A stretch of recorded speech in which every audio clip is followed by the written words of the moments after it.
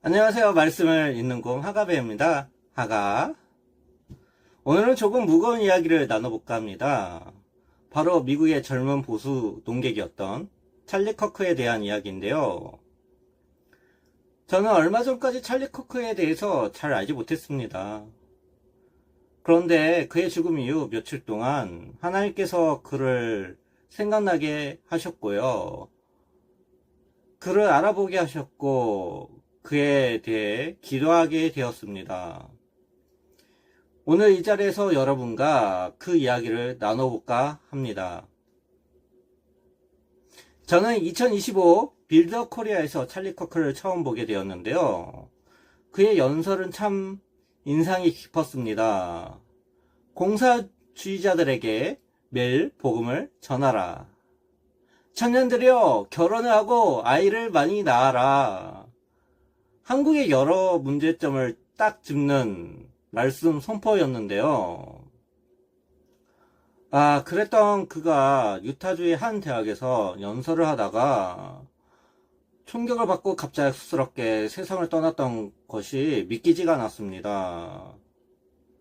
얼마 전에 우리 한국에 와서 그렇게 말씀을 전하고 한국이 좋다고 하고 갔었는데요.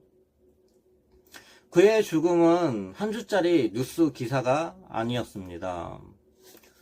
저는 그를 잘 알지 못했지만 여러 날을 그에 대해서 알아보고 생각하고 기도하게 되었는데요.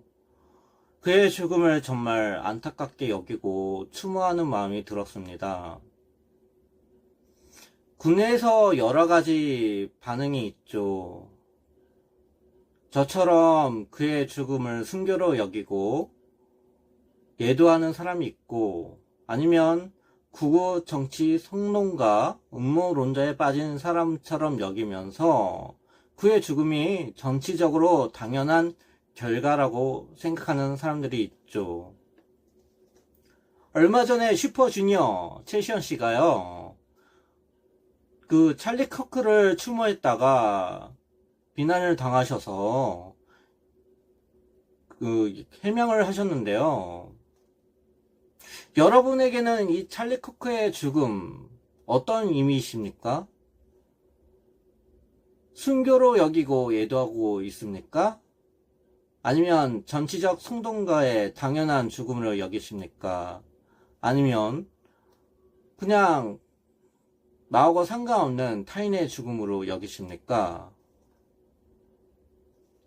얼마 전까지도 저하고 상관없는 타인의 죽음이라고 생각했는데요. 하나님께서는 자꾸 그의 이름을 생각나게 하셨고 하게 하셨는데 왜 그랬는지 이야기를 시작해 볼까 합니다.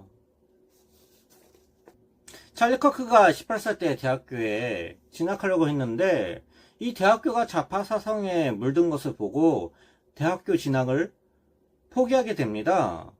그리고 터닝포인트 USA를 성립하고요. 대학교에 찾아가 이 좌파 사상에 물든 교수들과 또 대학생들에게 논쟁을 하게 됩니다. 그리고 젊은 세대들에게 보수적 가치를 전하며 영향력을 높였는데요. 그의 유튜브 채널에는 PC주의와 LGBTQ 사상에 빠진 사람들과 토론하면서 기독교적 세계관을 당당하게 전하는 영상들이 참 많이 있습니다. 저는 그 모습을 보면서 하나님 말씀이 생각나게 되었는데요. 바로 고린도전서 9장 21절 말씀입니다. 율법 없는 자에게는 내가 하나님께는 율법 없는 자가 아니요 도리어 그리스도의 율법 아래에 있는 자이나 율법 없는 자와 같이 된 것은 율법 없는 자들을 얻고자 함이라. 그는 사람들에게 복음을 강요하지 않았습니다. 오히려 그 한 사람을 찾아가며 그의 말들을 경청을 했고, 그리고 날카로운 질문을 던지며 그들 스스로가 잘못됐다는 것을 깨닫게 하였는데요. 그리고 자신의 기독교적 신념을 당당하게 말하는 모습은 정말로 본받을 만한 일이었습니다. 또 다른 말씀이 생각났는데요. 마가복음 1장 38절입니다. 예수께서 이르시되 우리가 다른 가까운 마을들로 가자. 거기서도 전도하리니 이를 위하여 왔노라 하시고, 예수님은 복음을 전하기 위해서 이 땅에 오셨다고 하셨는데요. 찰리 커크도 이 예수님처럼 대학교와 사회 곳곳에 복음을 전파하는 사명자처럼 보였습니다. 대학교를 나오지 않는 사람이 이렇게 대학교를 돌면서 복음을 전파하고 영향력을 키우고 보수 젊은 세대들을 결집시켜서 결국은 트럼프 대통령 당선에 큰 역할을 했다고 하는데요. 대한민국이라면 정말로 상상하지 못할 일이었습니다. 여러분, 하나님은 이 세상을 창조하실 때부터 날과 해와 계절을 통해 하나님의 뜻을 깨닫게 하셨다는 거 아십니까? 창세기 1장 14절 말씀입니다. 하나님이 이르시되 하늘에 궁창에 간명체들이 있어 낮과 밤을 나누게 하시고 그것들을 징조로 삼고 계절과 날과 해를 이루라. 역사를 보면 하나님은 비슷한 날에 반복되는 영적인 사건을 허락하셨습니다. 유대 민족에게 가장 비극적인 사건들은 아부월 9일에 일어나는데요. 두 번에 걸쳐서 예루살렘 성전이 파괴되곤 하였습니다. 이러한 영적 형상, 우리나라에도 있었습니다. 일제시대에 대한민국의 장로회 총회가 신사참배를 결의한 날은 1938년 9월 9일입니다. 그리고 정확히 10년 뒤 하나님은 북한 정권을 수립하게 하셨는데요. 1948년 9월 9일입니다. 우리가 우상숭배를 결의한 바로 그날에 김일성 주체 사상으로 북한 정부가 탕생하고 남북 분단의 비극이 시작된 것입니다. 이것에 관한 이야기는 나중에 추후로 영상을 만들려고 합니다. 그리고 이제 미국으로 한번 가볼까요? 2025년 9월 10일 찰리 커크가 암살되었잖아요. 이 사건은 마치 9.11 테러를 떠올리게 합니다. 9.11 테러는 미국의 육적 전쟁의 시작이었죠. 눈에 보이는 적, 테러리스트와의 싸움이었고 수많은 희생이 뒤따랐습니다. 하지만 2025년 9월 10일 찰리 커크의 암살은 영적 전쟁의 한복판에서 일어난 사건입니다. 총과 칼이 아닌 가치관과 신념을 둘러싼 싸움의 비극적인 증거이죠. 물론 9.11 테러의 희생자와 찰리 커크 한 명을 비교하는 것은 정치적 비약으로 보일 수 있을 것입니다. 그런데 성경은 이 한 사람의 중요성을 강조합니다. 로마서 5장 19절입니다. 한 사람이 순종하지 아니함으로 많은 사람이 죄인 된 것 같이 한 사람이 순종으로 많은 사람이 의인 되리라. 찰리 커크는 단순한 일개 한 사람이 아니었습니다. 그는 한 사람의 영향력이 얼마나 큰지 보여준 존재였죠. 그의 죽음은 마치 요한복음 2장 19절에 나오는 예수님의 말씀과 같아 보입니다. 너희가 이 성전을 헐라 내가 사흘 동안 일으키리라. 9.11 테러 때 무역 사태가 무너진 것이 하나님의 경고였다면 찰리 커크의 순교는 하나님의 응답입니다. 한 사람의 순교는 그 나라의 한 사람 한 사람의 영적 부활을 의미합니다. 그의 순교 이후 하나님은 찰리 커크의 길을 가고자 하는 자들에게 영적 부흥을 주실 것입니다. 지금 대한민국의 상황은 어떻습니까? 좌파 진영의 폭주와 보수 진영의 혼란 속에서 우리는 길을 잃어가고 있습니다. 이 위기의식을 느낀 세계롭게 성현모 목사님은 선거 기간에 소신 발언을 했다는 이유로 지금 감옥에 계십니다.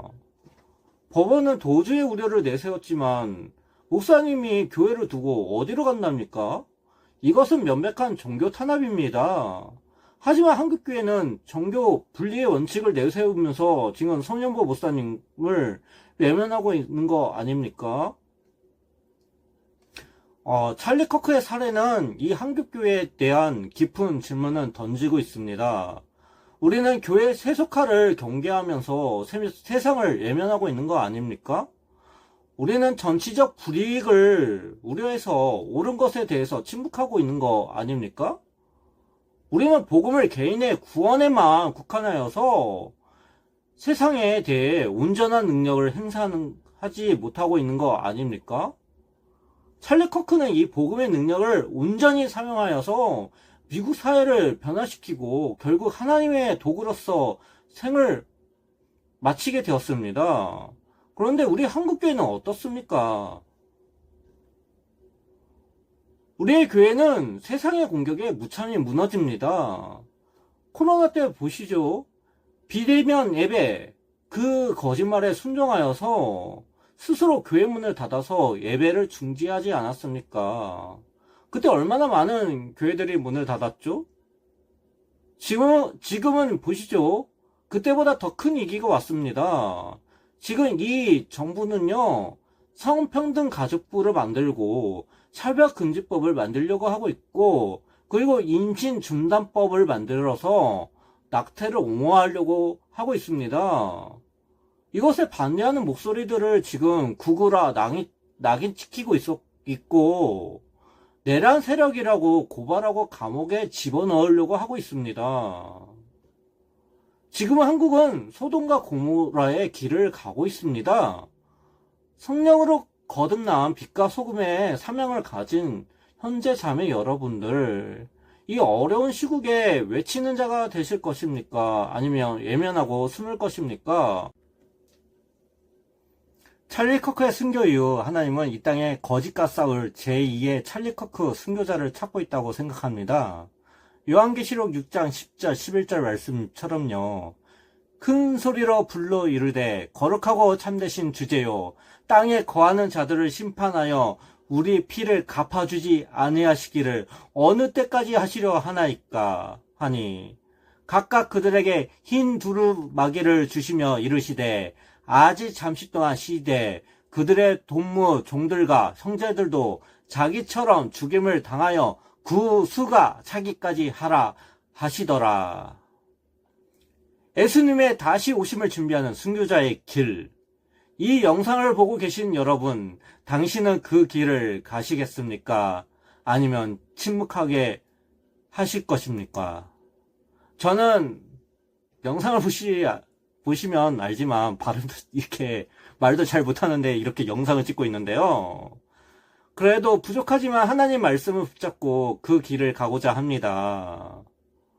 저와 같이 가실 여러분, 여기까지 함께 하신 여러분, 좋아요, 구독, 알림 설정 부탁합니다.